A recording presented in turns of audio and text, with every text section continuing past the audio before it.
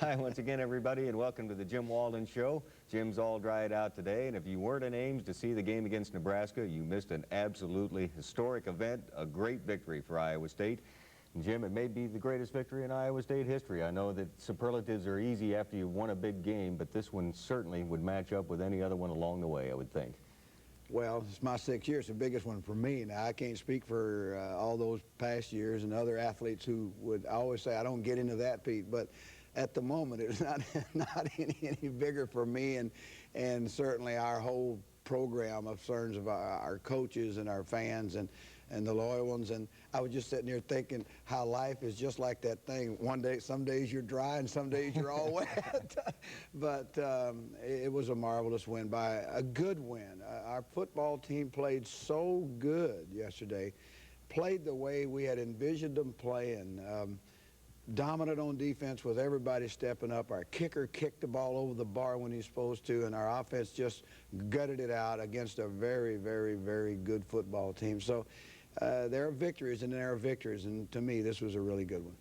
Well, you had a perfect game plan going in, and I know that sometimes it's difficult to execute what you hope will be the perfect game plan, but your team did. No turnovers. Nebraska had no turnovers as well in that football game, but it was just a case of you out-executing Nebraska, it appeared.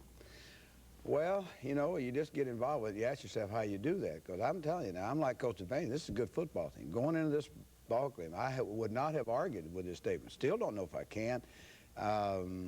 And you think, golly, Bill, I talked to Don James and a couple of coaches who'd played them, and they talked about the explosiveness of those two guys. And to hold those two guys under 100 yards between them is phenomenal. And maybe for us defensively, that's the biggest thing that I hope will come out of this, that our defense will see it can do these things. And the next years and the next years, we do lose a lot of the guys on that defense, but you set a tempo that we can play defense, and we can do it against the very best. And it took all that. And then offensively, what can you say more than Marvin Siler's job? I mean, golly, Bill, what an outstanding job he did yesterday in terms of checking the plays. At half, it was unbelievable to see what he had done mentally. Let alone physically. He just handled our options beautifully and handled our huddle beautifully, and the guys responded to it. I want to say a big thanks to Doug Regaller for stepping up in front, and for Jim Thompson, and we're getting a little thin there, Pete. But the guys up front did a great job yesterday. Well, as you can imagine, it was a very happy locker room, so let's go there now and see what the players had to say. Right now, it's so emotional. I mean, I feel like I'm running on air, just standing 10 feet off the ground. It's an incredible feeling. I don't think I've ever had this kind of feeling before. It's the biggest win of my entire life. Offensively, we put in some new options that worked real well today. And basically, we had them guessing all day. Whatever they threw at us, we had it down pretty good, and practice paid off. Yeah, I think this one tops Oklahoma game. And Nebraska ranked 7th in the nation. We went out there, and I think we dominated them. I always knew I could do the job if I got the chance, you know. Just had to keep my head up, you know, tell myself to keep working hard, and someday a break would fall my way. I knew bad things couldn't always keep happening to me, you know, if I just kept my head up and keep working hard. A lot of people, you know, came up to me and stuff, people I know, you know, from the younger days and stuff, and they probably watched me since I've been here. And it felt good to get my victory here. You know, we haven't done that well this season and stuff, and I'm glad to send it off like this. It's my last game here, and I felt good about that. And we'll be back to look at those highlights. Let's go to Cyclone Stadium on a cold afternoon, but the sun was out, and here come the Cyclones onto the field. And, of course, entering the game as 29-point underdogs. You did have a lot of Nebraska players on your team perform very well. And here in the first series is Ulrich up the middle for 32. Well, we good old Hog just kind of roared right through there and hit him with a quick pop. We hadn't been running much for a while, but Marvin saw it and checked to it, and away we went. And here's our fans playing, Pete. Turned in by one of the people, but we'll get to it in a minute. But it's a good play, a shuffle pass, whatever you want to call it. And there's Ty Stewart hitting his first field goal, I think. 37 yards into the win. And that was so good. Good for me, good for our spirits, and that drive ended with some points on the end of it, and it makes a big difference. And here's Brown on their way. This is a big play for them. They drove the ball just like we did the very first time. But this is when I thought things were going to get better. You know, I thought, boy, howdy, they drove that ball down. But didn't let them in there, Pete. And that was a big, big thing for our defense. Just right there, that early was a nice thing for us. And here you see Marv doing a great job of keeping the ball. And, you know, you forget about these little yards that he made, but he rushed for 144 yards yesterday and just made some great decisions, both mentally and physically. And here's another field goal by Ty. And I know that's great for his confidence. It's certainly great for mine and our whole team, because now you're not wasting drives. No matter, it's not touchdowns, but here's a big play by their guy. Probably what, about 50 yards of his 92 yards. But boy, this guy can play, and it's a great job by Dubrava running him down. A big, big play for our seniors. A great day yesterday for our seniors. And here's an amazing play by Frazier. Watch this, folks. This is unbelievable. Spins around. Watch him throw this ball sidearm.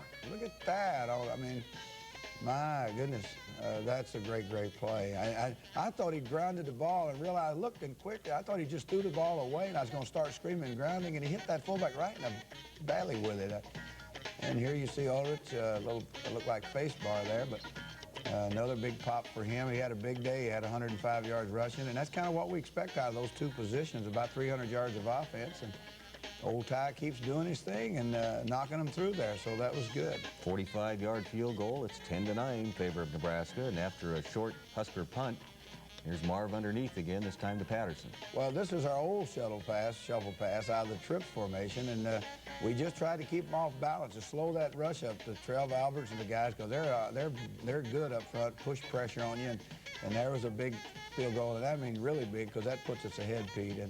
And at this point, I'm thinking, by golly, Ty's hitting that ball out of the park. Great coverage all day on kickoffs. This is the #1 kick return team in the Big 8 Conference. They averaged 10 yards on 5 kickoff returns. Well, our guys did a great job, and here you see Ben Harvey grabbing a hold of him and flipping him over. And this team has a lot of pride in itself, too. And kind of the punt return team has kind of overshadowed our kickoff team, and there's a halftime. And boy, to be ahead 12-10 was almost a shocker, Pete, but it was sure fun doing it. Here's the second half now. Defense playing great all the second half. Frazier is stuffed for no gain on 3rd down. Malcolm Goodwin forces the play, makes the stop. Iowa State gets it right back.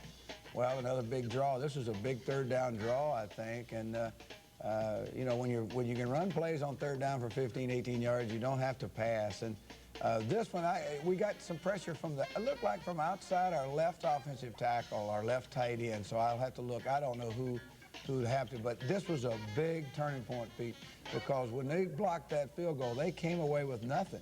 And from that point on, what you see right now became the norm, not the exception. Our defense just played lights out, and then enters Artis Garris, the freshman. He and Branch rushed for about 90 yards between them yesterday, and in fact, our 2 freshmen almost rushed for as many as their wee-back did.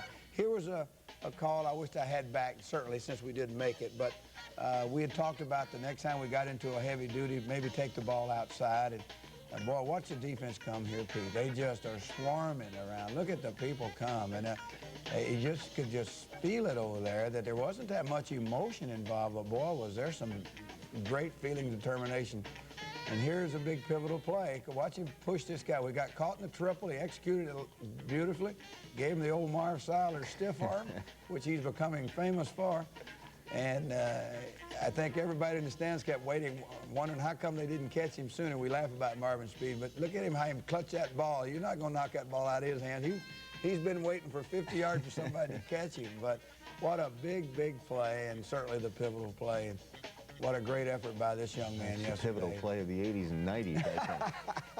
Well, I know it was pivotal for yesterday, and here's old Ulrich getting it in the end zone. So it was a kind of a quarterback to call this, didn't it? I know. We had half our team calling it. He was laying hip deep in the end zone, but no matter how long it takes, as long as they call it. So it was wonderful. Point was good. It's 19-10. Still a lot of time left. 10:50 to play, but it's more defense by Iowa State. Here's Frazier slipping, and Cole covers him up. He wasn't going anywhere anyway on that particular play. And more defense on this next play. Well, they played lights out because we had our first dead series after this one. We did make the first down, I think, 2 times. And our defense had to go back out there one more time. Watch this. Boom. The quarterback draw was not, if I'd have seen Milner coming out and got down too, I think Frazier showed great wherewithal there. Here's a big play, 3rd down and 8. And look at this kid get on that sidelines and turn that corner. It's a nice job of running the backside draw. And Artis Garris just did a great job, and he's getting into the flow. He's going to be a fine. He and Calvin Branch and little Graston Norris, they're fine little freshmen. Graston, of course, is redshirting. But that's a big play. Another 1st down. We took the ball for 5 minutes, Pete, never gave it up. And that's how you don't let teams come from behind to beat you. You don't let them have it. And now, what a wonderful feeling that was. How many people would really admit they thought they were going to see our quarterback dropping down on one knee? So now the guys are having fun, and certainly for the senior class, I just can't say enough thanks for what they've done. And down she goes. And doggone, I guess we'll have to practice 2 weeks in a row without the goalpost. We saw this happen a week ago in Manhattan, but a little different feeling this week. Well, I think our people are certainly picked the right team to do it to, you know. Let's check now the fans' plan and see who the winner is. It's Joe Tremundi from Des Moines.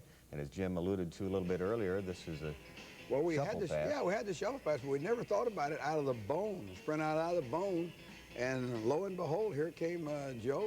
We thank you for sending this in as just a play we've run out of trips. Our full single back formation, we never thought about running it out of bone. So and we actually didn't do anything to it. It was pretty well diagrammed, just a sprint to one side. And you see the Nebraskans giving it a thumbs down, so Joe will get you some shoes from Hopkins, and it was a good play for us. Nebraska may have thought thumbs down, but we think thumbs up, and you can send it to the fans' plan, care of Jim Walden, 111 Olson Building in Ames.